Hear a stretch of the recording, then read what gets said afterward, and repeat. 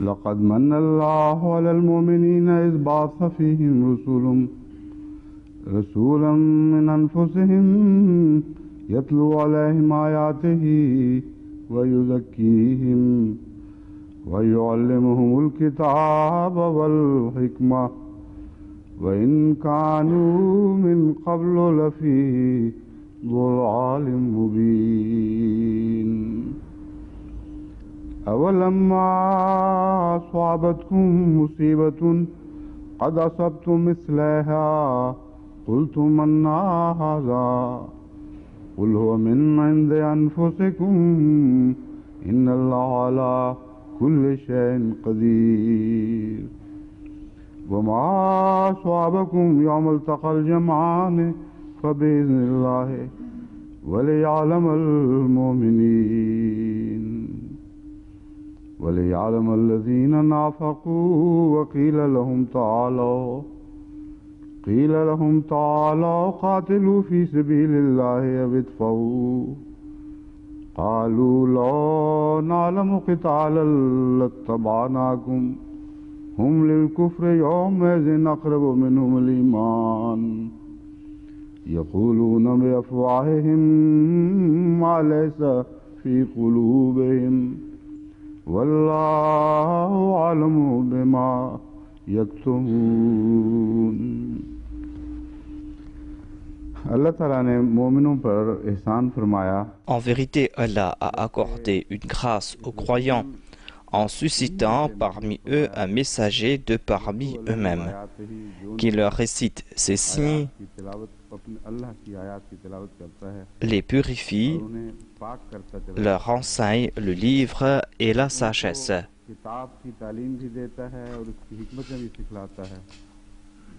Et avant cela, ils étaient dans un égarement manifeste.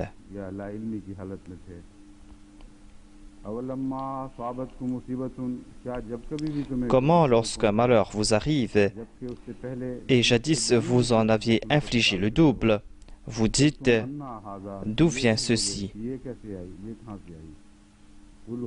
Réponds, cela vient de vous-même.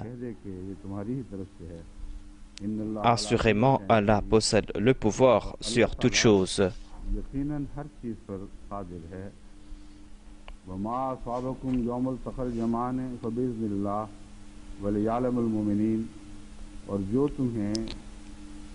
Et ce qui vous est arrivé le jour où les deux armées se rencontrèrent était sur l'ordre d'Allah. Il en fut ainsi afin qu'il pût distinguer les croyants et afin qu'il pût distinguer les hypocrites.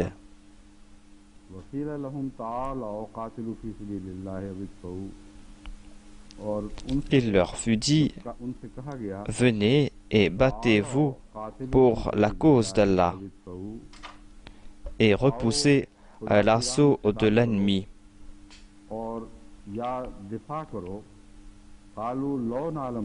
Ils répondirent, « Si nous savions nous battre, nous vous suivrions volontiers. »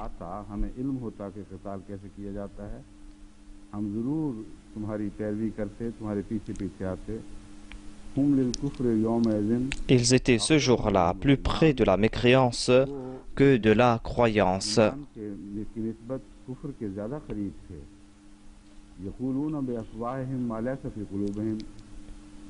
Ils exprimèrent par la bouche ce qu'ils n'ont pas au fond du cœur, et Allah sait très bien ce qu'ils dissimulent.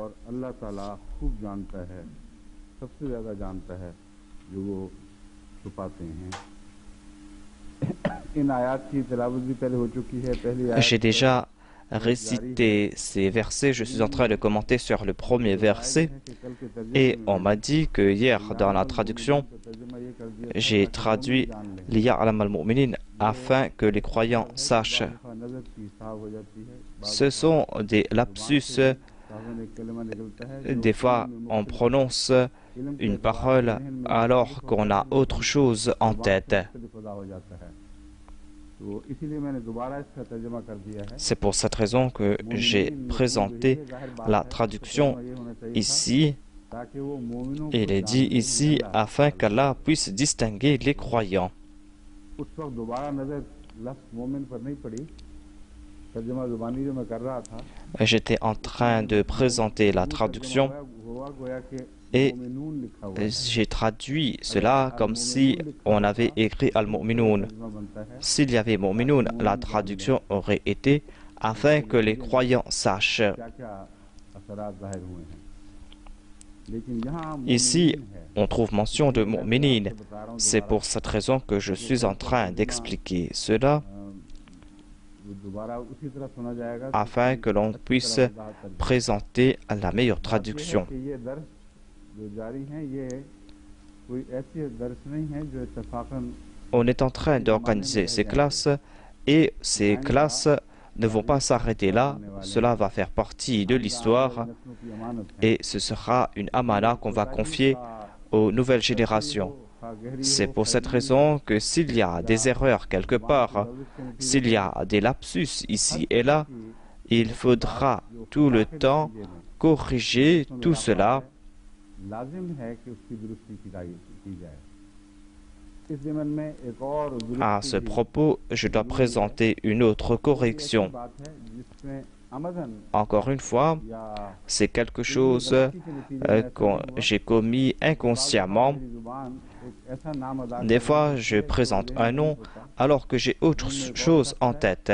नाम J'ai en tête le nom de quelqu'un et je prends le nom d'une autre personne. या मुझसे कई दफा सरजद Et j'ai commis cette erreur à plusieurs reprises. तो पता चला है कि Lorsque j'ai réfléchi, association j'ai compris qu'il y avait en fait की गलती है। une erreur d'association. जहाँ तक मज़ामीन का ताल्लुक है उनको तो अल्लाह ताला के फजल के साथ association Par la grâce de Dieu, je me souviens de tous ces sujets par association. Giles का मुझे याद था। Hier, je me suis souvenu d'une référence que j'avais lue 25 ans de cela. Je savais que cela était exact, mais je fais toujours des erreurs concernant les noms. Cette faiblesse, je l'ai depuis ma tendre enfance. Alors que le deuxième calife avait une bonne mémoire concernant les noms, et Chaudhry Zafrullah Khan aussi avait une bonne mémoire concernant les noms. जो गलती सरजद हुई है वो एसोसिएशन की वजह से हुई। Ici, l'erreur que j'ai commise est en raison d'association. के मुकाबले पर ज़हन में सबसे पहले हज़रत Lorsqu'on parle du prophète Ismaël, on a aussi en tête le prophète Isaac. हज़रत याकूब की बजाय Et des fois, au lieu de dire Jacob, je prononce le nom Isaac, हज़रत याकूब alors que j'ai en tête Jacob. जिस लड़ाई का जिक्र Hier, j'ai évoqué cette lutte avec Dieu et je parlais en fait du prophète Jacob. है, सब अहले इल्म को ये Tous les gens connaissent cela. कि Tout le monde sait que les enfants d'Israël ont commencé avec le prophète Jacob. 12 बेटे Il avait 12 fils सरदार बने। qui furent chefs de 12 tribus. तो ज़हन में वाक़या याकूब का था। Donc j'avais en tête l'événement de Jacob et moi je prononçais le nom Israël. ऐसी गलती है एक दफ़ा पहले भी J'ai commis cette erreur auparavant aussi dans une session de questions et de réponses. J'ai en tête Jacob et je suis en train de prononcer Israël. मुकाबले पर मेरा ज़हन Car हमेशा पहले face au prophète Ismaël, j'ai tout le temps en tête le prophète Israël. तो याकूब के नाम की बजाय Donc au lieu de dire Jacob ou Jacob, j'ai dit Isaac. आपके सामने पेश कर रहा हूँ। ये ऐसी Je voulais présenter ces erreurs. इल्मी लिहाज से Ce n'est pas une erreur que j'ai commise parce qu'il y a un manque de connaissances. हज़रत इसहाक ही को Je ne considère pas le prophète Israël comme Israël. Israel थे। C'est Jacob qui était Israël औलाद ही et les enfants de Jacob sont appelés les enfants d'Israël. C'est un arbre qui a poussé grâce au prophète Isaac. बहुत सी शाखों में तब्दील हुआ है। एक और छोटी सी बात की तरफ दोबारा तवज्जो दिलाना चाहता हूँ। Je veux attirer votre attention vers un autre point qui est apparemment insignifiant. उसी वजह से ये दुरुस्ती भी लाज़िम Et il est important aussi de faire une autre correction. है। यहया को जो J'avais cité auparavant Mirza Yahya qui est venu après le Bab. et je lui ai donné le titre de Nukta. Après cela, j'ai corrigé cela. J'ai dit que c'était le Bab qui avait le titre de Nukta. Mais après recherche, j'ai essayé de connaître pourquoi j'ai commis cette erreur. Et je vous présente un point intéressant ici. Et on va corriger tout ce que j'avais dit auparavant. Le Bab s'était donné le titre de Bab, c'est-à-dire la porte grâce auquel va venir une autre religion. Et l'islam sera derrière cette porte. Après cela, au cours de sa vie, le Bab s'est pris le titre de Nukta et il a déclaré que je suis le Nukta, je suis le point sur lequel se focalisent toutes les prophéties et va débuter aussi une nouvelle création spirituelle. Lorsqu'il s'est pris le titre Nukta, le Mullah Hussein s'est pris le titre de Bab. Il a dit que vous avez quitté le titre de Bab et moi je suis le Bab maintenant.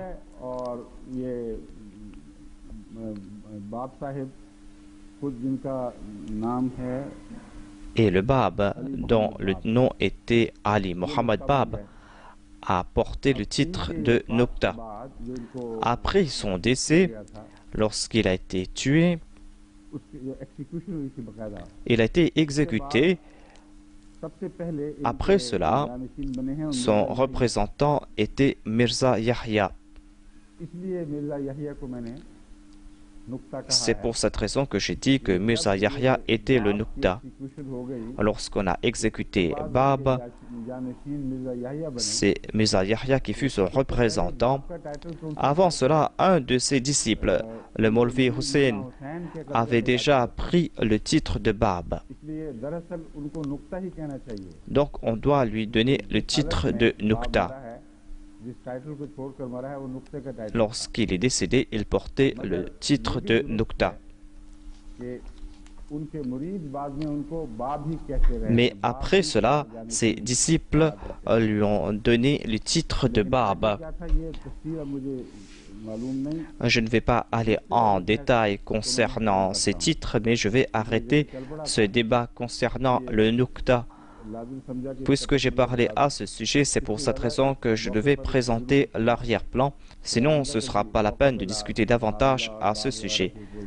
Après cela, je pourrais parler à propos de Baha'u'llah et de Bab et de Nukta.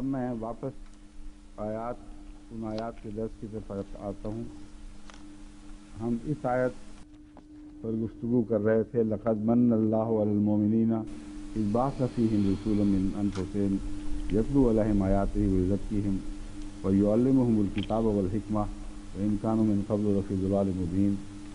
इस ज़मन में शिया मुफ़स्सिरीन ने जो कुछ कहा है वो इस वक्त ज़ेर नज़र है। Nous sommes en train d'étudier ce que disent les exégètes chiites. Je vous présente leur point de vue à ce sujet et je vais vous dire pourquoi est-ce qu'ils sont en train de commettre des erreurs ici et qu'ils n'ont pas le droit de faire de telles déclarations, des déclarations qui vont à l'encontre de ce que nous dit le Saint-Coran, de ce que dit l'histoire et la logique. Mir Ahmad écrit à ce sujet, puisque la grâce de Dieu qui a été offerte aux croyants s'applique à la maison d'Abraham et à la maison de Sarah, puisque c'était des personnes qui étaient parmi les Ahlul Bayt, certains commentateurs ont essayé de considérer les épouses du saint prophète comme les membres de Ahlul Bayt, tout comme la femme de Sarah était une parmi les Ahlul Bayt et que toutes les femmes du saint prophète sont incluses dans ces versets qui concernent la pureté des membres de la famille du saint prophète.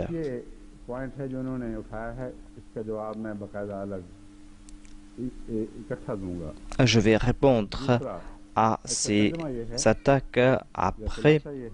Le résumé de ce qu'il a dit est que nous limitons le terme Ahlul Bayt à Hadrat Ali, Fatima, Hassan et Hussein. Certains sunnites, selon lui, répondent à cette attaque en disant que les épouses du saint prophète font partie aussi des Ahlul Bayt. Et ainsi, nous nous tournons vers un verset dans lequel le Saint-Coran nous dit que les anges se sont adressés à Hadrat Sa'ira et lui a donné le titre de Ahlul Bayt. Et ils disent que c'est là un effort futile, ils ne pourront pas prouver que les femmes du saint prophète font partie des Ahlul Bayt. Je vais répondre à cela après.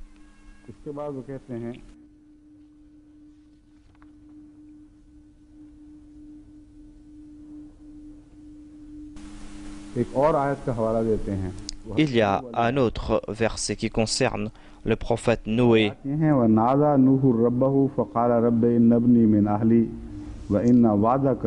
وعدك الحق وأنت أحكم الحاكمين قال يا نوح إنه ليس من أهلك إنه عمل غير صالح فلا تسألني ما ليس لك به علم إني أعظك أن تكون من الجاهلين. इन आयत का तर्जुमा ये है और जब नूह को Et Noé appela son Seigneur et dit: Mon Seigneur, en vérité, mon fils est de ma famille. Et assurément, ta promesse est vraie. C'est-à-dire, on avait fait cette promesse à Noé que les membres de sa famille seront sains et saufs. Il a déclaré que ta promesse est vraie et c'est vrai aussi que c'est mon fils et il est un membre de ma famille. Et il est dit: Wa anta ahkamul hakimin, tu es le plus juste des juges. Ici, je suis en train de voir des contradictions. Toi, tu as pris cette décision. Allah a déclaré: Ô Noé, il n'appartient certainement pas à ta famille. En vérité, c'est un homme de mauvaise conduite. Aucune personne de mauvaise conduite ne peut être un membre de ta famille. Ne me demande donc pas ce à propos de quoi tu n'as aucune connaissance. Je dois dire en passant, à ce sujet, Dieu est en train de dire: ne me demande pas ce à propos de quoi tu n'as aucune connaissance. Alors qu'on pose des questions concernant des choses qu'on ne connaît pas.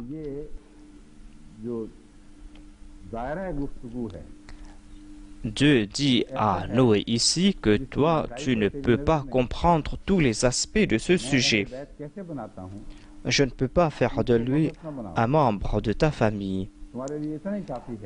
Il suffit de comprendre qu'il est un homme de mauvaise conduite. C'est pour cette raison qu'il n'est pas un membre de ta famille. Je t'avertis afin que tu ne deviennes pas un des ignorants.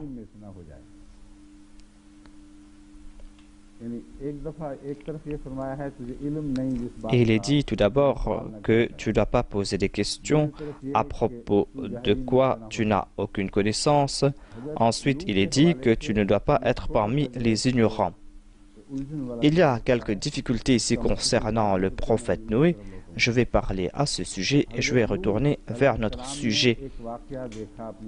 Le prophète Noé a vu cet incident. Son fils s'est séparé de lui et son fils était sur le point de se noyer. Et une vague a séparé son fils de lui. Et il avait en tête cette promesse que Dieu allait protéger les membres de sa famille. C'est pour cette raison que Noé l'appelait à chaque fois, car il croyait qu'il était un membre de sa famille. Lorsque la vague les a séparés et que son fils s'est noyé, c'est là qu'il s'est tourné vers Dieu. C'est quoi cette question de connaissance ou d'ignorance? Je vais vous présenter cela. Le prophète Noé est un prophète et en tant que tel, il devait méditer sur le décret de Dieu et il n'aurait pas dû poser cette question. Dans nombre des cas, les réponses à de telles questions sont encore plus dangereuses. Il y a plusieurs dangers. C'est pour cette raison qu'Allah a déclaré qu'on ne doit pas poser des questions à propos de ces sujets, car les conséquences seront mauvaises. La taqwa demande que l'on doit maintenir le silence, accepter le décret de Dieu en silence. Et tout prophète est muttaqi, mais des fois, il y a certaines voix qui sont subtiles.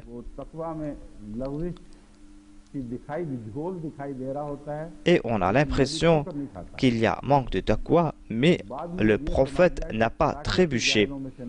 Il est dit après cela, afin que tu ne deviennes pas un des ignorants.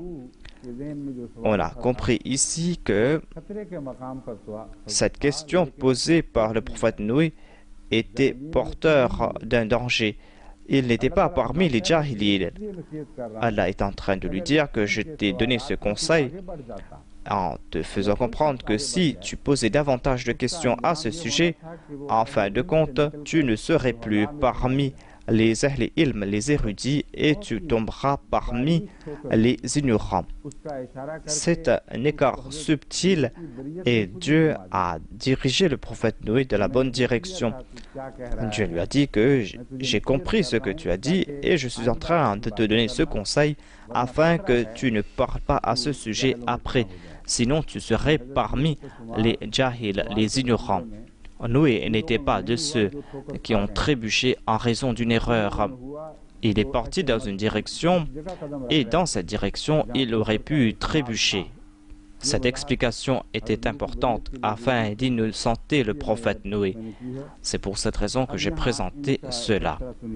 Le commentateur chiite déclare que cette référence à propos du prophète Noé nous fait comprendre que la naissance d'une personne dans la famille d'un prophète sans affinité spirituelle avec ce prophète ne va pas faire mériter à cette personne le titre de Ahlul Bayt. Donc, le terme Ahlul Bayt s'applique à ces personnes qui méritent ce titre dans la famille du prophète. Les mêmes restrictions concernent les autres parents, les relations de sang ou de mariage. Ce titre signifie avoir une affinité proche avec ce prophète et avoir progressé spirituellement. Ce qu'il a dit est simple et c'est la conséquence naturelle de ce sujet. Ahlul Bayt ne concerne pas les liens de parenté, mais il est important d'avoir une affinité spirituelle avec ce prophète. Mais après cela, il déclare que on n'est pas Ahlul Bayt grâce à des relations ou par mariage. Il dit aussi qu'on n'est pas Ahlul Bayt par relation matrimoniale. Par mariage, on n'entre pas parmi les Ahlul Bayt. Mais en fait, ici, s'il y a relation avec ce prophète et que la personne concernée est mauvaise, cette personne va sortir des Ahlul Bayt. Mais celui-là est en train de dire que le mariage n'a aucun rôle à jouer ici, c'est-à-dire, même si on est pieux, on n'entrera pas dans les Ahlul Bayt. En fait, il est question ici de bonnes œuvres et de vertus. Je vais répondre à cela après. Je veux tout simplement vous présenter en premier lieu ces points et je vais parler à ce propos après.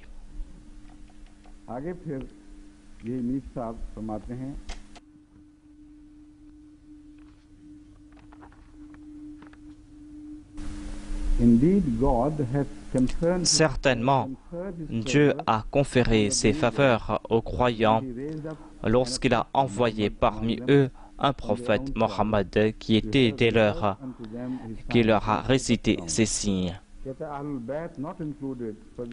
Les Ahlul Bayt ne sont pas inclus ici car ils ont été purifiés par Dieu.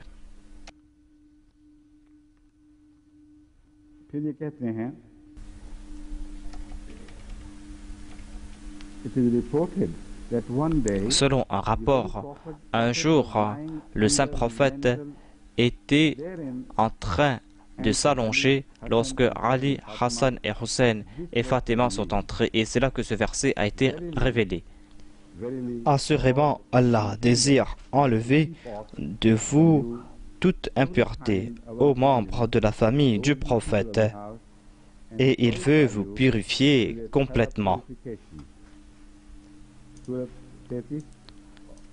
Chapitre 33, verset 34. Ensuite, il a cité plusieurs références et il écrit à ce sujet que Hadrat Aïcha a déclaré que ce verset a été révélé quand ces 5 personnes étaient sous le manteau. Il a cité Hadrat Aïcha et déclare qu'elle est Umm al-Mu'minin, la mère des croyantes. Puisque Hadrat Aïcha est en train de parler en leur faveur, c'est pour cette raison qu'elle est Umm al-Mu'minin. Et si Ali était un croyant ainsi que ces personnes qui ont été mentionnées ici, eh bien Hadrat Aïcha devient leur mère. Mais après cela, ils ont commis des outrages concernant cette même mère. Aïcha elle-même a déclaré qu'elle n'était pas parmi ces 5 personnes. Ces 5 personnages étaient sous le manteau, elle n'était pas là.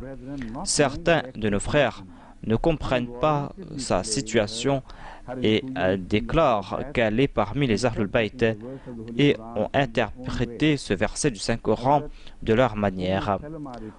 Salma rapporte qu'elle était présente là-bas et elle voulait être parmi ces 5 personnages, mais le saint prophète a refusé en disant que tu es parmi mes femmes et tu es pieuse, mais ce n'est pas une place pour toi.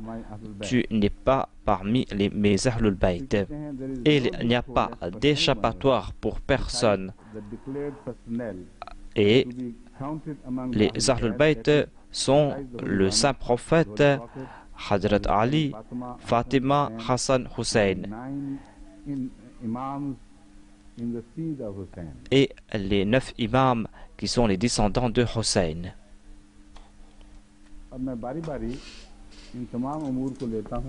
Maintenant, je vais prendre tous ces points afin qu'on puisse expliquer clairement cette question de Ahlul Bayt et afin que l'on puisse comprendre qui sont les Ahlul Bayt à la lumière du Saint-Coran et des Hadiths. Qui sont ces personnes qui sont les membres de la famille du Saint-Prophète et comment les chiites ont commis des exactions, comment est-ce qu'ils ont détourné ces récits. Tout d'abord, je vais raconter cette histoire de manteau qui a été évoquée ici.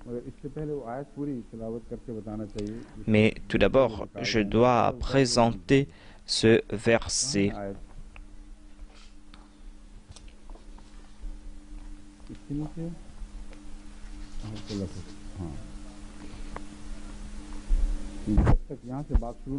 Tant que je ne parle pas à propos de ces versets, l'on ne pourra pas comprendre le sujet qui était mentionné ici.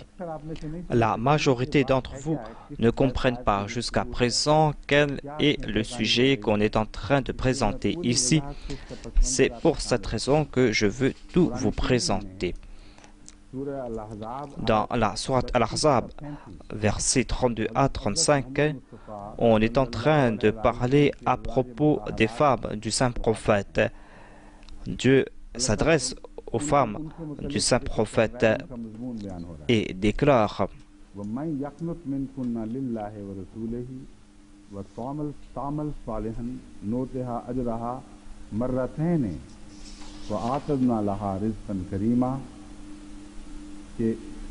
तुम में से ऐ Mais quant à celles d'entre vous, les épouses du saint prophète, quant à celles d'entre vous qui obéit à Allah, अपने यकनुत का मतलब है अपने आप को रोक कर आजी के साथ गुजारा करेगी। Yaknut signifie faire preuve d'humilité et d'obéissance. शायद छोड़ दें।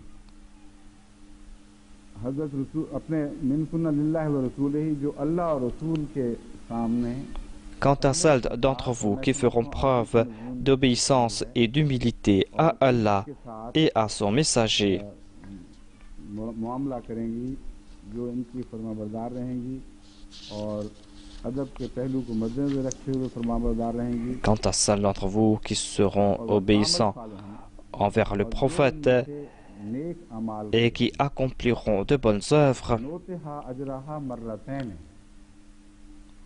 nous lui accorderons le double de sa récompense. Elle recevra double récompense. Voilà le statut des femmes du saint prophète.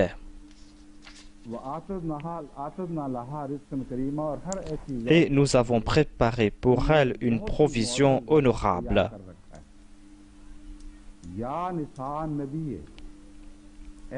Ô épouse du prophète, vous n'êtes pas comme les autres femmes. Votre statut est très élevé. Pourvu que vous soyez pieuse, alors ne parlez pas d'une voix trop douce. Ne parlez pas d'une voix trop douce, afin que celui dans le cœur de qui est une maladie ne se sente tenté ou ne se sente attiré. Il ne faut pas que votre voix soit attirante, afin de ne pas tenter celui dans le cœur de qui est une maladie.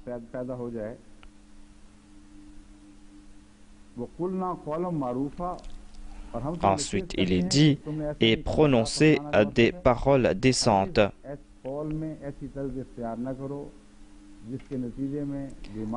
Tout d'abord, il est dit que les femmes du saint prophète ne doivent pas parler d'une voix trop douce afin de ne pas tenter les cœurs des autres. Ensuite, il est dit wa qulna qawlan ma'rufa, mais cela ne veut pas dire qu'elle doit parler sévèrement.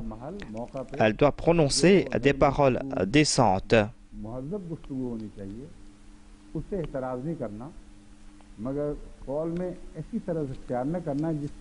Mais elle ne doit pas non plus prononcer des paroles qui puissent attirer les autres. Ensuite, il est dit, restez avec dignité dans vos maisons et ne faites pas étalage de vous-même comme l'étalage des jours d'ignorance d'autrefois.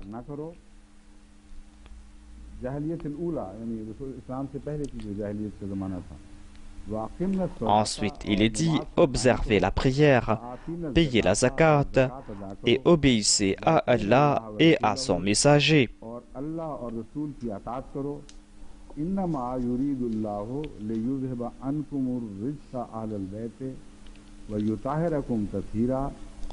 Assurément, Allah désire enlever de vous toute impureté aux membres de la famille du prophète. Aux membres de la famille du prophète. Et il désire vous purifier entièrement.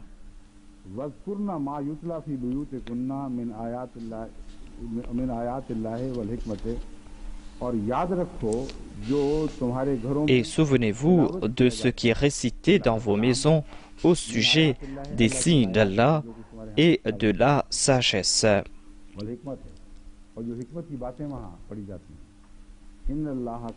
En vérité, Allah est celui qui connaît toutes les subtilités, il est bien informé.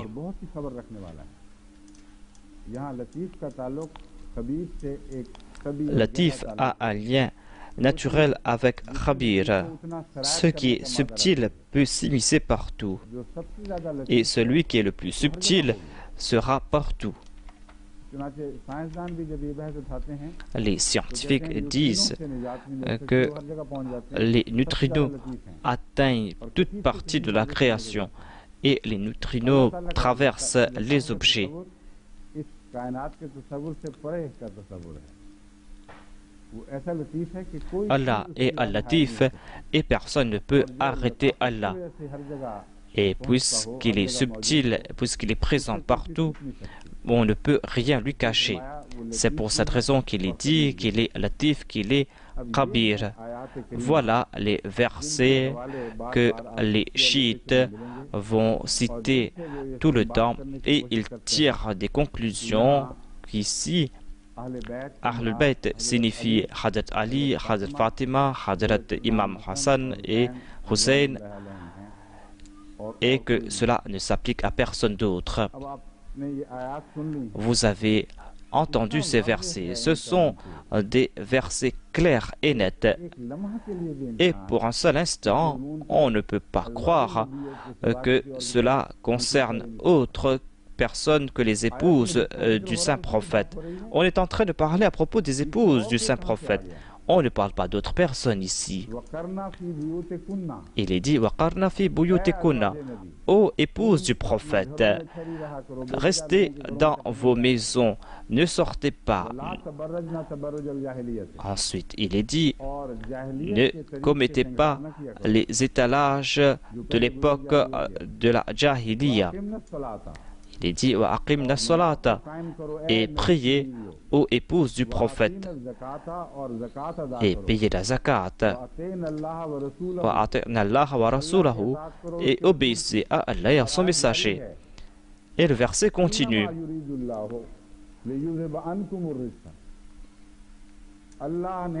Dieu a décrété, Dieu a pris l'intention de vous purifier de toute impureté. Selon les chiites, ici, on ne s'adresse plus aux épouses du saint prophète, mais on est en train de parler à propos d'autres personnes. Ce n'est pas ainsi que parlent les hommes en général. Si l'on essaie d'appliquer ces sens, on va dire que cette personne ne sait même pas parler. On est en train de parler d'autres personnes ici. Et après, au milieu, vers le sujet est clair et net, puisqu'on est en train de parler à propos de la purification, puisqu'on parle à propos de la purification spirituelle. Lorsqu'on est arrivé au point ultime, Dieu a déclaré que nous avons placé toutes ces restrictions sur vous. Quelle en est la raison? Il n'y a pas de telles restrictions sur les femmes ordinaires, parce que nous voulons tout simplement vous purifier complètement. Et selon eux, on ne parle plus à propos des épouses, mais on est en train à propos de Hadrat Ali, de Hadrat Fatima et de leurs fils.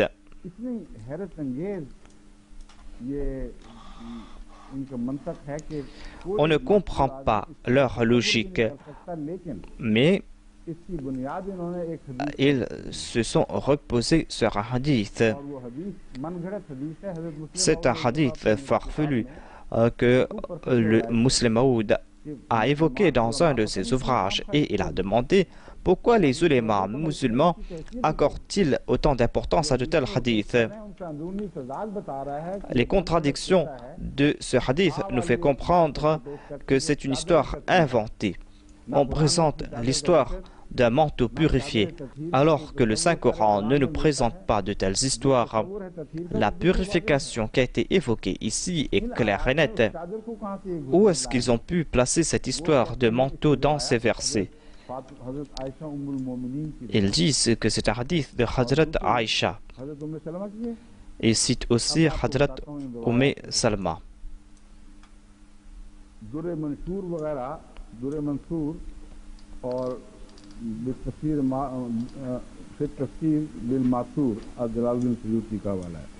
C'est un hadith qui a été cité dans le recueil d'Ur Mansour.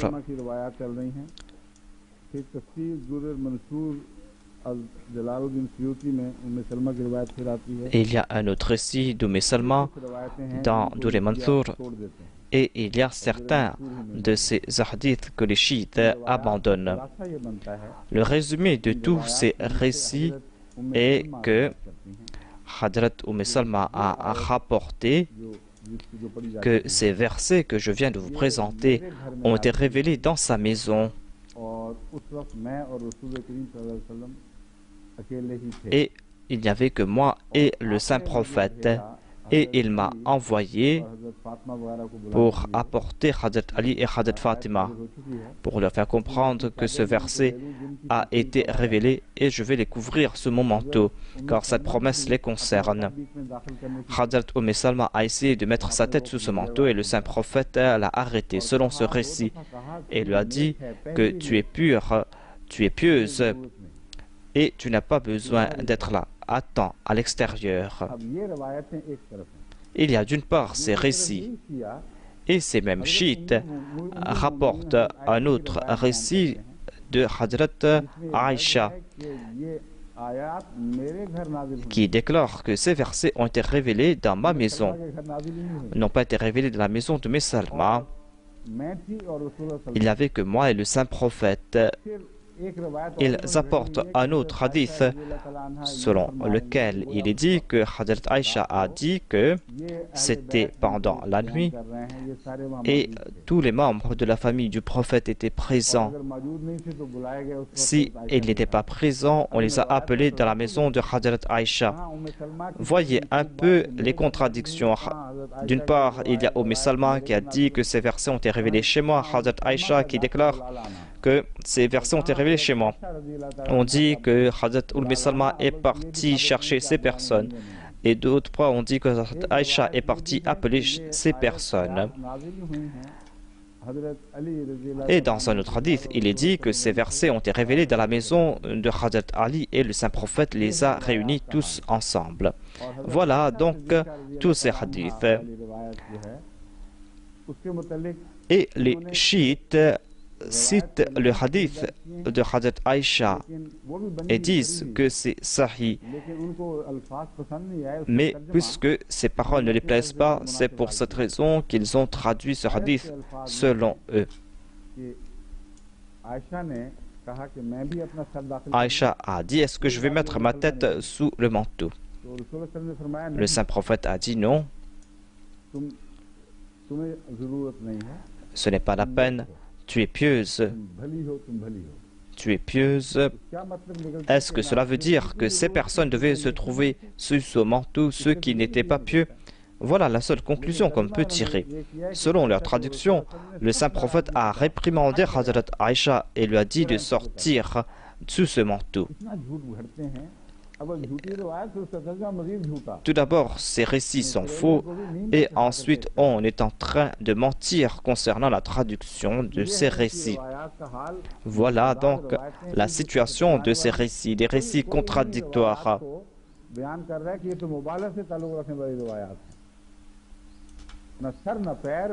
Ce sont des histoires farfelues et ils inventent toutes ces histoires et veulent imposer cela sur le Saint-Coran. Le Saint-Coran ne nous donne pas la permission d'agir ainsi. Il y a un seul verset ici. Écoutez, il est dit aux femmes du prophète, restez dans vos maisons. Et ne commettez pas l'étalage de l'époque de l'ignorance. Obéissez à Allah et au prophète.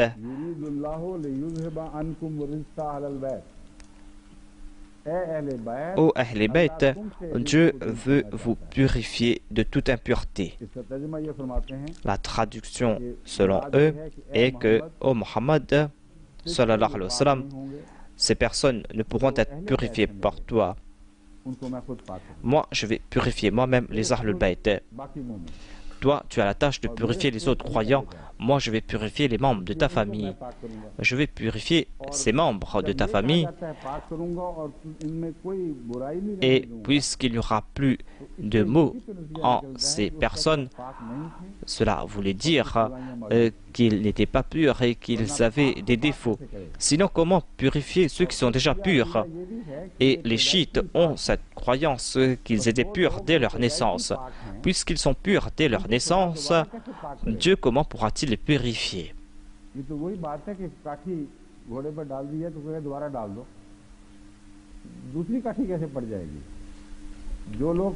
Ils sont déjà purs et Dieu est en train de faire à la promesse qu'il va le purifier encore plus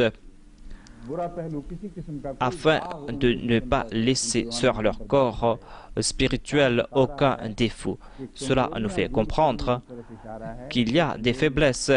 Certes, ce sont des faiblesses qui datent de l'époque de la Jahiliya. On est en train de parler de l'époque de la Jahiliya. Il est dit que vous avez apporté avec vous des traditions du passé. Vous faisiez de l'étalage auparavant. Abandonnez toutes ces pratiques. Cela ne vous sied pas, car vous êtes les épouses du saint prophète. Et la pureté de cette maison requiert cela de votre part. Vous ne serez pas les membres ordinaires de la famille du saint prophète. Dieu va vous accorder un plus grand statut. Il va doubler vos récompenses. La condition est la pureté. Donc, comment dire qu'il y a eu contradiction entre le verset du prophète Noé et ce verset qui concerne les épouses du saint prophète? Ces deux versets sont en train de se soutenir, puisque Allah s'est adressé à eux comme les membres de la famille du saint prophète et leur demande d'abandonner les pratiques du passé et leur demande aussi d'être pieuses. En même temps, il est en train de promettre que si vous n'arrivez pas à agir ainsi, eh bien nous allons vous promettre que nous allons vous purifier. Il ne peut y avoir de plus grande promesse quant à la purification de quelqu'un. Si elles disent que nous allons nous purifier, on pourrait avoir des doutes à ce sujet. Les chiites auraient pu dire qu'elles n'ont pas pu se purifier en dépit de leurs bonnes intentions. Mais Allah déclare que je vais vous purifier, je vais vous soutenir dans cette tâche. Je vais vous purifier complètement. Une purification exemplaire. Il ne laissera pas sur votre corps aucune tâche, c'est-à-dire sur leur corps spirituel. Je veux présenter ici d'autres points. Il tire la conclusion qu'Allah a pris la responsabilité et que c'est le saint prophète qui est responsable des autres croyants. Je veux vous présenter un autre verset à ce sujet. Dieu a promis la purification à tous les compagnons du saint prophète.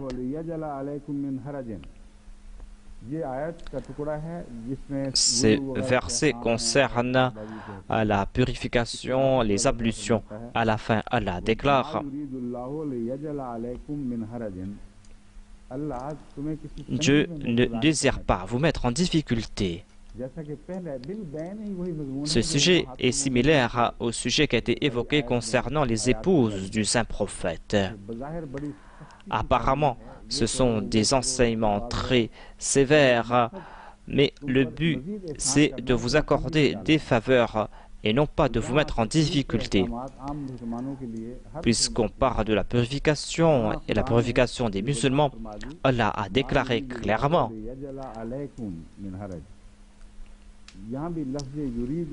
Ici, Dieu a utilisé le verbe yurid, c'est-à-dire Allah n'a pas l'intention de vous mettre en difficulté. Allah désire tout simplement vous purifier. Allah désire vous purifier. Non seulement qu'il veut vous purifier, mais il veut compléter ses faveurs qu'il a accordées à vous. Et il s'adresse à tous les compagnons, la'allakum tashkurun, afin que vous soyez reconnaissants envers Dieu. Donc, on est en train de parler à propos d'Allah, afin que vous soyez reconnaissants. S'il y avait un kasra sous le noun, c'était une indication de ni, c'est-à-dire d'Allah. Donc, voilà ce qu'il a été dit, la'allakum tashkurun, afin que vous soyez reconnaissants. Vous devez être reconnaissant pour ses faveurs. Cela veut dire que Dieu a fait cette promesse, il va accomplir cette promesse et va vous purifier. Ici, il n'est plus question de distinction, c'est-à-dire que certains seront purifiés par Dieu, certains seront purifiés par le saint prophète. Ce verset nous fait comprendre que c'est Allah qui est en train de purifier, et la main de Mohammed est la main d'Allah. Ils ont posé leurs mains sur la main du saint prophète et ont prêté allégeance à lui. Allah a déclaré Yadullahu fawqa aydihim. La main d'Allah était sur leurs mains.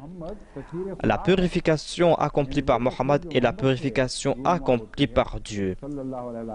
Toute purification accomplie par le saint prophète est une purification accomplie par Dieu lui-même.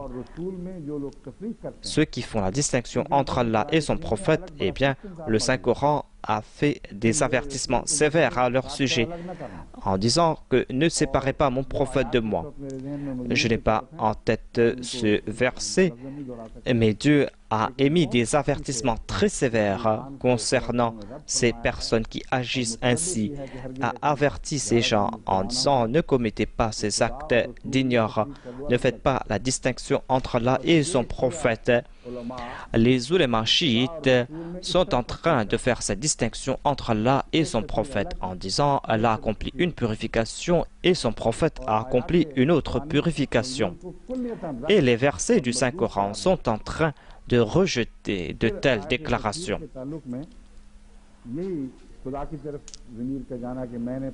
Ensuite, il cite d'autres versets du Saint-Coran à ce sujet.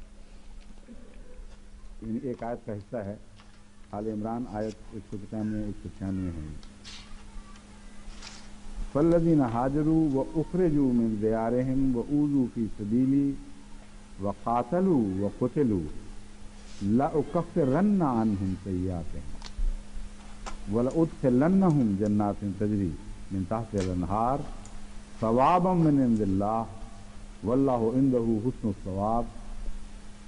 याद रखो. Quant à ceux qui ont émigré, ici on trouve mention de plusieurs personnes qui ont émigré. Quant à ceux qui ont émigré et ont été expulsés de chez eux,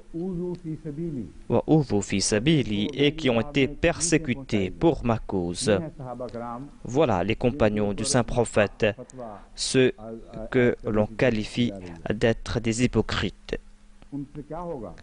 Comment Dieu va-t-il les traiter? Des personnes qui se sont battues et qui ont été tuées. Dieu déclare, je ne manquerai pas de les débarrasser de leurs maux. La signifie une emphase. Lorsque la est placé avant un verbe, cela veut dire qu'il y a de l'emphase. Et il y a aussi la nun khafifa qui va mettre de l'accent sur le verset. Cela veut dire que certainement je ne manquerai pas de le faire. Ici on trouve mention de la nun thaqila. Cela veut dire que c'est quelque chose que je vais accomplir. Aucune force au monde ne pourra arrêter cela. J'ai pris une décision finale, c'est-à-dire que je vais enlever les maux de ses compagnons et de ceux qui ont été persécutés. Ensuite, je les ferai certainement entrer dans les jardins du paradis.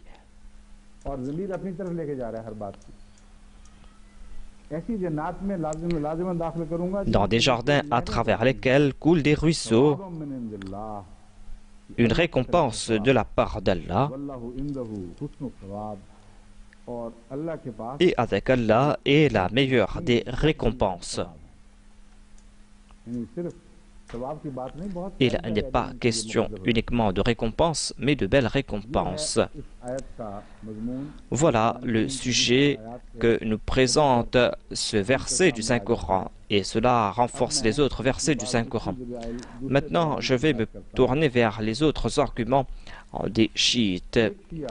Il y a un commentateur chiite, le Maulvi Farman Ali, qui a parlé à ce sujet, et je constate que cela le blesse profondément.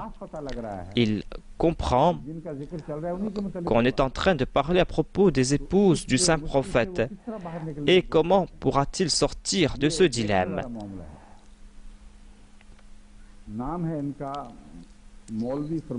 Cet exégète s'appelle Maulvi Farman Ali.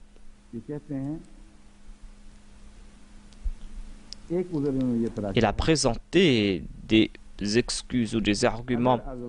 Et elle déclare que si on parlait à propos des femmes du saint prophète, eh bien dans ces versets, ma qabal et ma ba'da, tout comme on l'a vu, les verbes étaient au féminin pluriel, eh bien on aurait maintenu ce féminin pluriel ici. Si cela concernait les femmes du saint prophète, on se serait adressé à elles au féminin pluriel. Et cette partie du verset n'est plus au féminin, mais se trouve au masculin. Et cela prouve, selon lui, que on est en train de parler à propos d'autres personnes.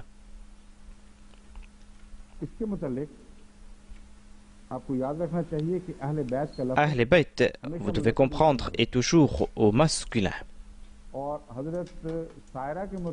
Et à propos de Hadrat Saya, on a utilisé le terme Ahl Bayt et cela a été utilisé au masculin.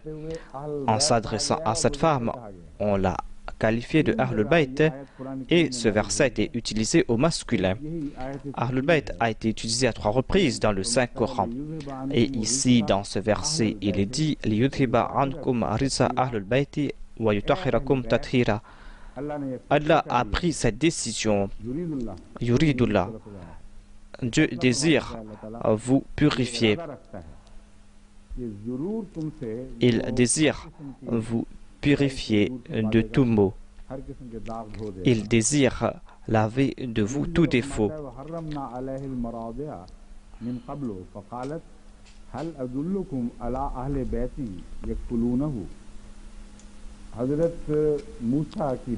On parle ici de la sœur de Hadrat Moussa. Lorsque la sœur de Moïse marchait à côté de Moïse qui était dans l'eau. Et il a conseillé les femmes de Pharaon en disant « Ne voulez-vous pas que je vous informe à propos des personnes qui vont s'occuper de cet enfant et qui vont s'occuper de lui très bien ?» Est-ce qu'on trouve mention ici de masculin, ici? Ahl Bayt est au masculin et on parle ici à propos de la femme de Moïse. Il y a 2 indications concernant des femmes à propos de qui on a utilisé le terme Ahlul Bayt au masculin. Là-bas, on avait parlé à propos des femmes du saint prophète au féminin pluriel.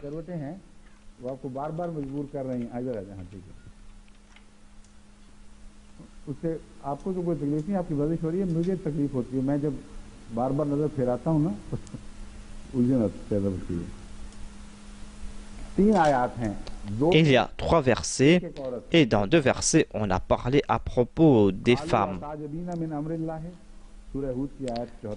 Dans le verset 74 de la sourate Al-Hud, les anges ont dit « Ô dame, est-ce que tu t'étonnes concernant les actions de Dieu ?» Ici, encore une fois, on s'est adressé à cette dame au masculin en disant « Alaykum » que la grâce de Dieu soit sur vous ainsi que ses bénédictions. Ahl al-Bayt aux membres de la famille du prophète, c'est-à-dire aux Sarah. il y a une dame qui est là et qu'on a adressée au masculin singulier. Si on a parlé des femmes au pluriel là-bas, pourquoi cela doit-il tourmenter les chiites? Le Saint-Coran a toujours utilisé Ahlul Bayt au masculin et il n'y a pas ici des raisons pour soulever des objections. Mais ils disent que ce verset ne se trouve pas à sa place.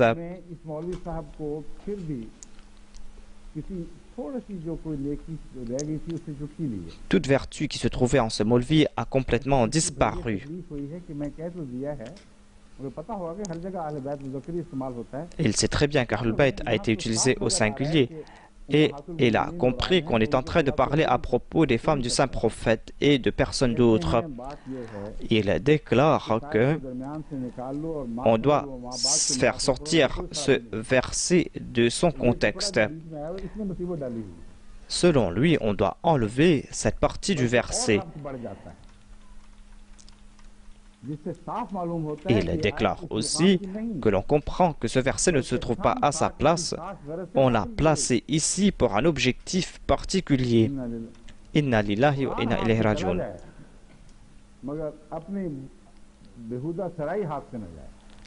Ils peuvent nuire au Saint-Coran, mais ils ne vont pas abandonner leur concept farfelu.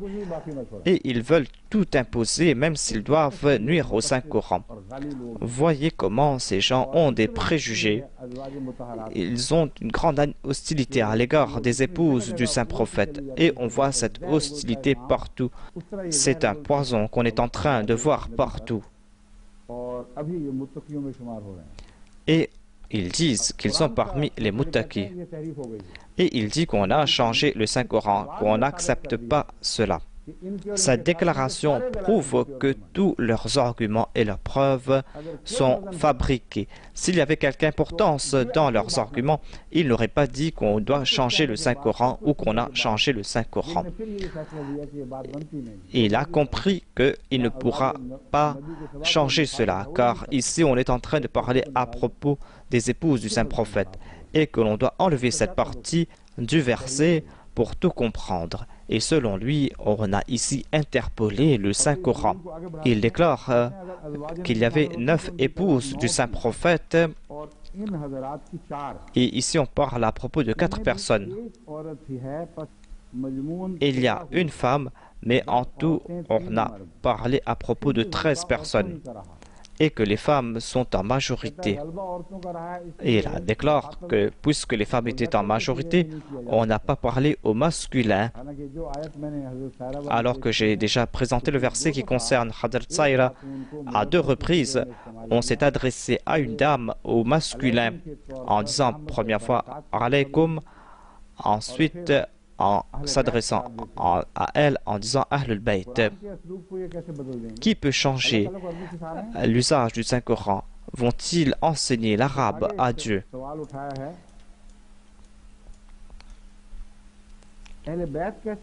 Ils disent comment peuvent-elles être les membres de la famille du Saint-Prophète?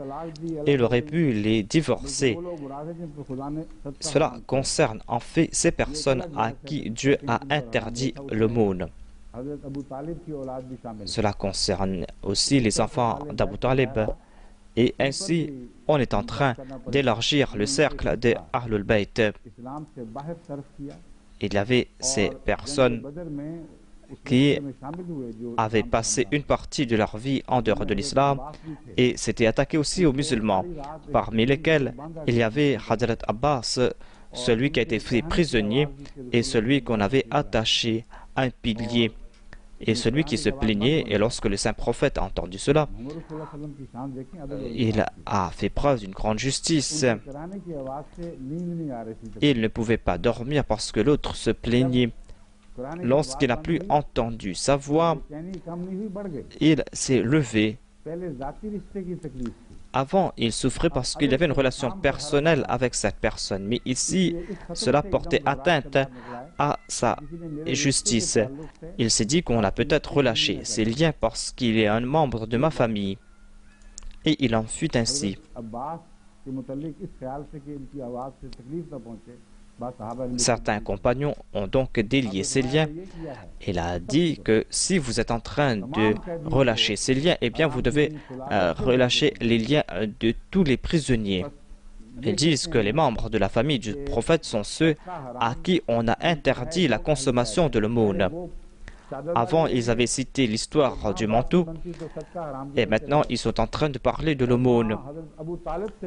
Et cela concerne en fait Hadrat Abu Talib et ne commence pas avec le saint prophète. Et selon lui, c'est les enfants d'Abu Talib qui sont les Ahlul Bayt. Mais cela veut-il dire qu'ils n'avaient pas de défaut alors qu'ils avaient vécu dans l'incroyance et ils étaient parmi ces soldats qui se sont attaqués à l'islam et qui ont été faits prisonniers. Ils ont inventé des histoires farfelues. Ils sont en train de présenter certains hadiths contre le Saint-Coran. Et lorsqu'on prouve qu'il y a des contradictions dans ces hadiths, eh bien, ils s'attaquent au Saint-Coran et disent qu'on a interpolé les versets du Saint-Coran.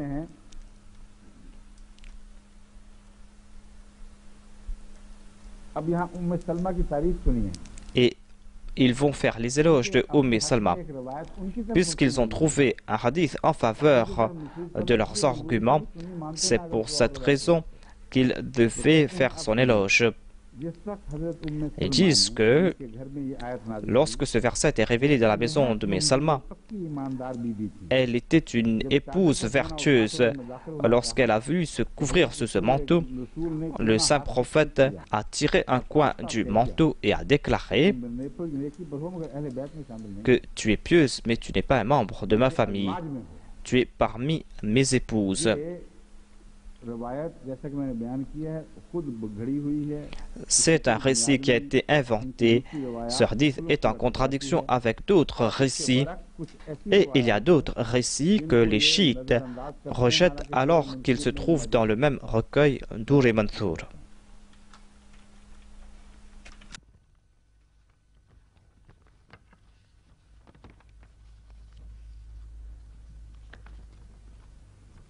तफसीर दुर मंसूर जिल्द 3 सफ़ा 198 Dans le Tafsir Dur-e Mansour, volume 5, page 198 de Allama Jalaluddin Suyuti, il est rapporté de Ibn Abbas. C'est un hadith qu'il ne cite pas.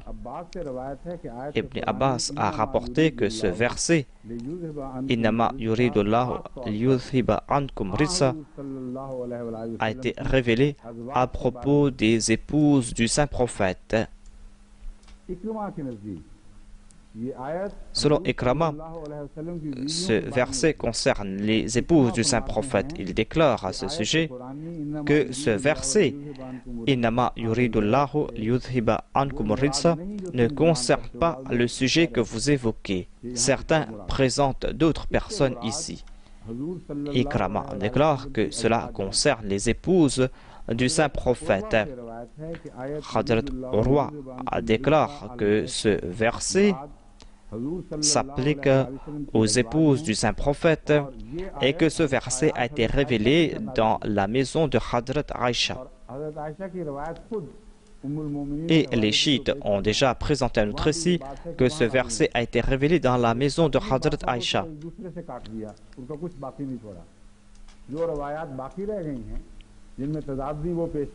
Et ils ne présentent pas ces récits dans lesquels il n'y a pas de contradiction.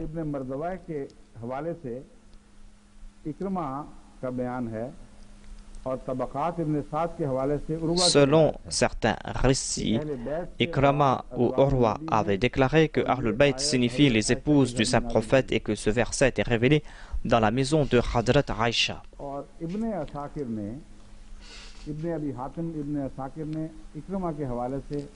D'autres rapporteurs ont dit que, selon Ibn Abbas, ce verset a été révélé à propos des épouses du saint prophète.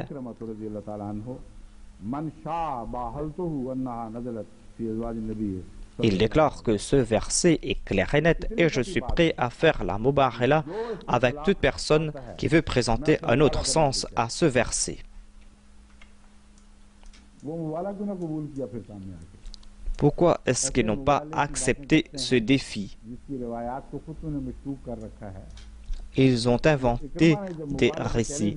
Et lorsque Ikrama a lancé ce défi, où étiez-vous? Et comme vous l'avez vu, ce sujet est clair et net. Il y a ce mullah chiite qui déclare que tant qu'on n'enlève pas cette partie du verset qui concerne les épouses du prophète, les chiites n'auront pas d'argument. ये जो हमारे मेहरबान लोग हैं मुफस्सिरीन, ये आयत तफसीर ना हजरत सायरा के मुतल्लिक, ये सायरा के मुतल्लिक ये जो कहा गया है, On est en train de commenter sur Hadrat Saïra et il déclare à ce sujet que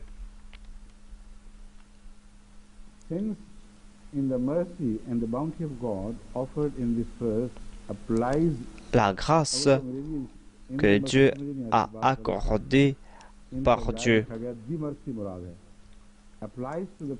cette grâce concerne la maison d'Abraham et Sarah était la femme d'Abraham et était la personne qui a été adressée ici et qui fait partie des Ahlul Bayt. Ils disent que c'est probable qu'elle fasse partie des Ahlul Bayt. Selon lui, peut-être que Saïra était parmi les Ahlul Bayt. Ensuite, le même exégète chiite déclare que certains commentateurs ont essayé de trouver des arguments pour faire entrer les épouses du saint prophète parmi les Ahlul Bayt et disent que puisque Sarah était parmi les Ahlul Bayt, c'est pour cette raison que toutes les femmes du saint prophète sont incluses dans le verset 32-33 qui concerne la purification. Il déclare que les sunnites ont fait beaucoup d'efforts pour faire en sorte que les épouses du saint prophète soient comptées parmi les Ahlul Bayt. Et Sarah, la femme d'Abraham, a été considérée comme Ahlul Bayt. Il déclare aussi qu'intentionnellement ou inintentionnellement, ils n'ont pas compris ce qu'avaient dit les anges. Lorsqu'ils se sont adressés à Sarah, ce n'est pas en tant que femme d'Abraham, mais en tant que mère d'Isaac.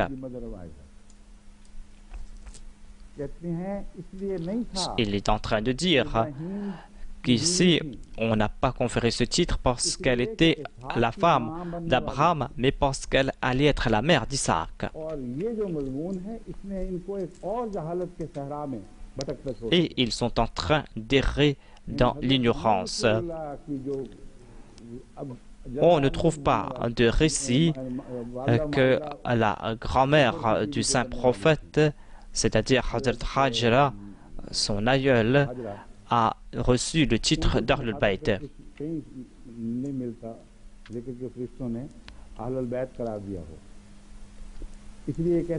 C'est pour cette raison qu'on dit que elle n'a pas reçu le titre d'Ahlul Bayt parce qu'elle était l'épouse de Abraham, mais parce qu'elle était la mère d'Isaac. Selon les chrétiens, il y a eu cette progéniture pure, cette descendance pure à qui est promis les bénédictions. Et cela commence avec la mère d'Isaac. Ces bénédictions sont liées avec les descendants de Sarah. Et afin de prouver leur argument, ils déclarent que Hadrat Hajra, qui était l'aïeul du saint prophète Mohammed lui, n'a pas reçu ces bénédictions et préfère soutenir les chrétiens. Ils disent que les déclarations des chrétiens sont vraies. L'aïeul du saint prophète Mohammed Mustafa ne méritait pas ces grâces car elle était uniquement l'épouse d'Abraham. Elle peut être son épouse aujourd'hui et ne pas l'être demain.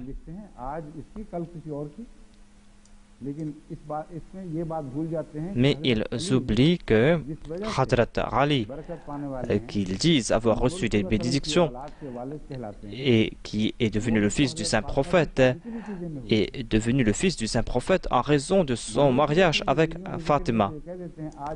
Ils peuvent dire concernant les épouses du saint prophète qu'elles peuvent être ses épouses aujourd'hui et le lendemain, mais on ne peut pas dire la même chose à propos de Hazrat Fatima. Mais ces gens ne réfléchissent pas sur ce qu'ils disent et sur les conclusions qu'ils tirent. Ils ne comprennent pas ce qu'ils disent et présentent des arguments grâce auxquels ils creusent eux-mêmes leurs tombes dans lesquelles ils vont tomber.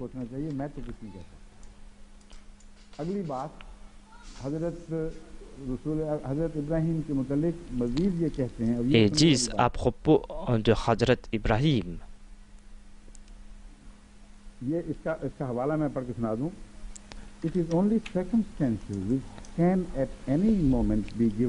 On peut à tout moment abandonner son épouse. On peut divorcer de son épouse et elle sera la femme d'un autre.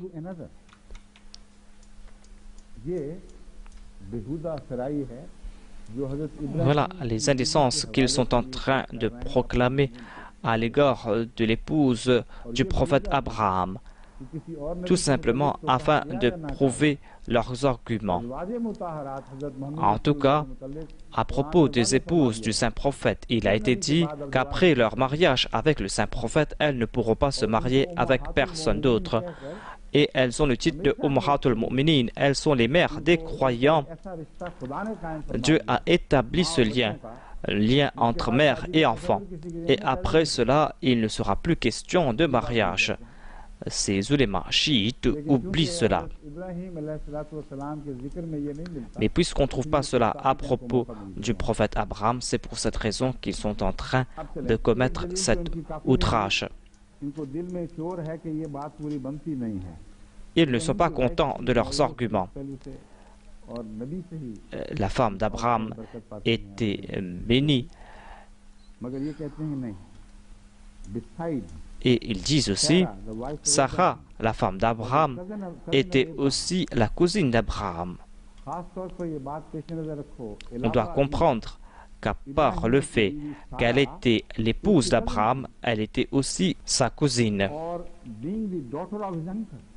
Elle était la fille de son oncle.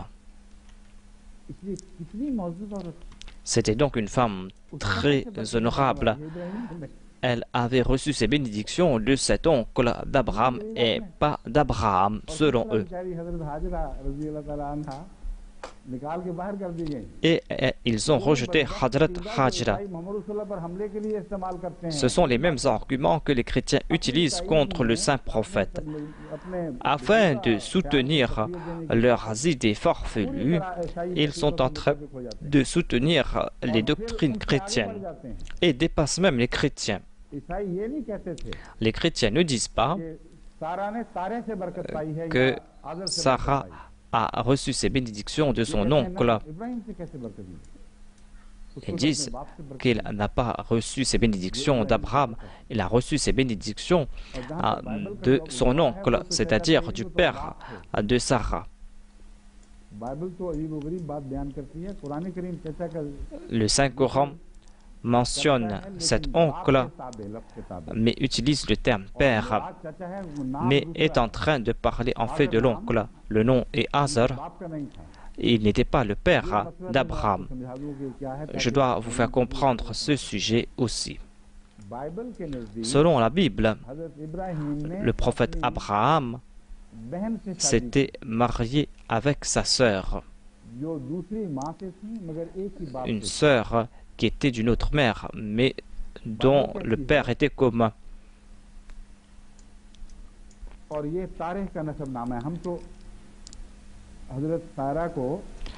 Nous disons que Sarah était la fille de Azar. Azar était un oncle d'Abraham et il avait poussé au loin son hostilité contre le prophète Abraham. Le Saint-Coran a utilisé le terme Ab à son propos. Donc, il y a cette possibilité. Je suis en train de vous présenter des hypothèses. Le Saint-Coran a utilisé le terme Ab pour son oncle, car la langue arabe permet cela. On utilise ces mêmes termes ici aussi. Mais peut-être qu'on a essayé de corriger l'erreur de la Bible. Et on disait qu'elle était la fille de Satan Tara. Abraham n'était pas le fils de Tara, mais le fils d'Azar. Donc il y a ces deux possibilités et il n'y a pas d'objection à ce sujet. La Bible déclare: voici la postérité de Terah. Terah engendra Abraham, Nachor et Haran. Abraham et Nachor prirent des femmes. Le nom de la femme d'Abraham était Sarai. La femme de Nachor était Milka, qui était la fille d'Haran.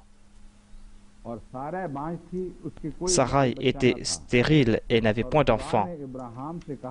Dieu dit à Abraham: tu ne donneras plus à Sarai, ta femme, le nom de Sarai, mais son nom sera Sarah. Je la bénirai et je te donnerai d'elle un fils. Je la bénirai et elle deviendra des nations, et des rois de peuples sortiront d'elle. Abraham a dit à propos de Sarai: de plus, il est vrai qu'elle est ma sœur, fille de mon père. Seulement, elle n'est pas fille de ma mère, et elle est devenue ma femme. La Bible nous présente ce concept ignore à propos du prophète Abraham et de Sarah, et nous fait comprendre que le prophète Abraham était le fils de Tara, Sarah était la fille de Tara, et elles étaient frères et sœurs, alors que leur mère était différente. C'est pour cette raison qu'elle lui appelait sa sœur. Le Saint-Coran rejette ce concept et le Saint-Coran présente le nom d'Azar comme le nom de son père. Les exégètes présentent ce point. Et je pense que la défense que moi je présente est plus forte. Et grâce à cela, on résout tous ces problèmes.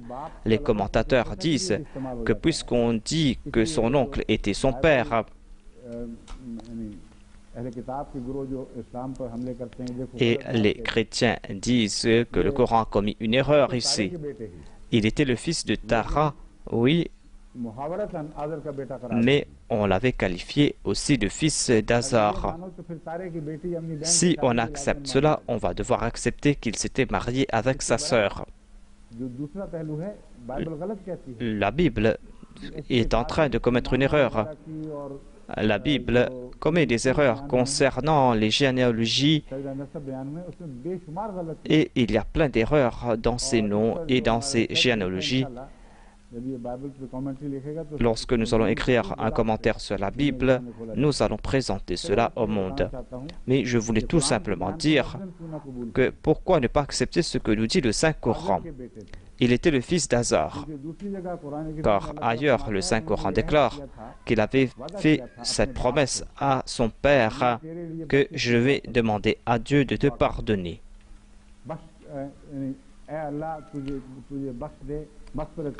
Dieu va te pardonner, je vais prier pour qu'Allah te pardonne. C'est pour cette raison qu'il avait prié. Mais puisqu'Allah a déclaré qu'il est l'ennemi de Dieu, Abraham s'est repenti et il a déclaré que je ne vais plus prier pour lui. Allah l'a empêché de prier davantage. Voilà le point que je voulais présenter. D'où viennent donc les bénédictions de Sarah? Elle était la fille de Tara, elle était peut-être la fille d'Azar. En tout cas, elle était la fille du chef des polythéistes, la fille de l'ennemi de Dieu. Et toutes ces personnes avaient rejeté l'existence de Dieu. Ces personnes ont été maudites par Dieu. Cet imam des chiites déclare que les commentateurs sunnites essayent de considérer les épouses du saint prophète comme les membres des Ahlul Bayt, mais ne comprennent pas que Sarah était de la famille d'Azar, et parmi ses aïeux il y avait Tara. La grandeur de Sarah était avec ceux qui étaient des polythéistes et qui avaient essayé de tuer Abraham. Ils avaient jeté Abraham au feu et voulaient mettre fin à leur génération. Et certainement, Allah a refroidi ce feu pour Abraham. Ici, ils sont en train de détourner le sens du terme Ahlul Bayt et pensent que cela est en leur avantage. Parmi les Ahlul Bayt, ils ont placé Abu Talib. Ils écrivent Abu Talib alayhi salam, alors qu'on sait très bien qu'il n'y a pas de récit que Abu Talib avait prêté allégeance au saint prophète, qu'il avait embrassé l'islam. On sait aussi qu'il voulait retirer sa protection au saint prophète. Il a dit que je ne pourrai pas soutenir davantage la protection de mon peuple et je ne vais plus t'accorder ma protection. Et selon eux, les chiites, sa noblesse débute avec ces gens. Voilà comment ils ont détourné ces sens. Ils essayent de tirer leur honneur de l'incroyance et du shirk. Et selon eux, il est interdit de chercher cet honneur auprès du saint prophète.